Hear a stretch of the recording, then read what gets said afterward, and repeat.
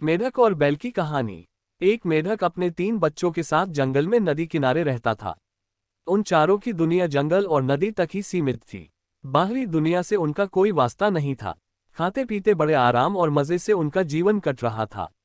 मेढक हृष्ट पुष्ट था। उसके बच्चों के लिए वह दुनिया का सबसे विशालकाय जीव था। वह रोज उन्हें अपनी बहादुरी के किस्से सुनाता और उनकी प्रशंसा पाकर फूला नहीं समाता था। एक दिन मेढक फ्रॉग के तीनों बच्चे घूमते घूमते जंगल के पास स्थित एक गांव में पहुंच गए।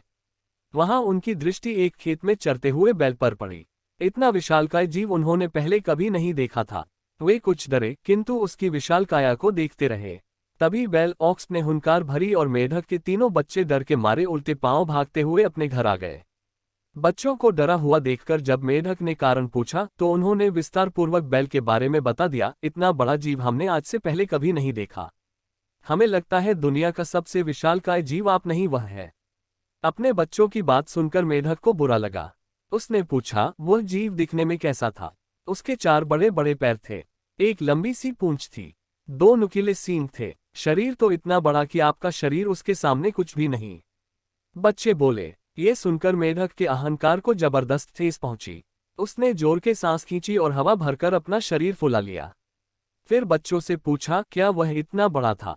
नहीं, इससे बहुत बड़ा। बच्चे बोले। मेढक ने थोड़ी और हवा भरकर अपना शरीर और फुलाया। क्या इतना बड़ा?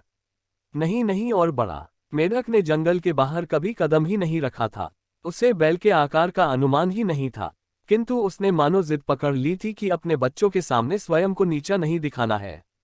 वह जोर से सांस खींचकर ढेर सारी हवा अपने शरीर में भरने लगा।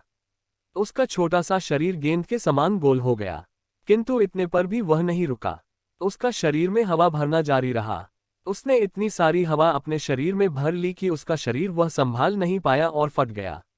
अपने अहंकार में मेढक के प्राण पखेरु उड़ गए। सीख: अहंकार पतन का कारण है। ऐसे ही और नए वीडियो देखने के लिए हमारे चैनल को सब्सक्राइब करें।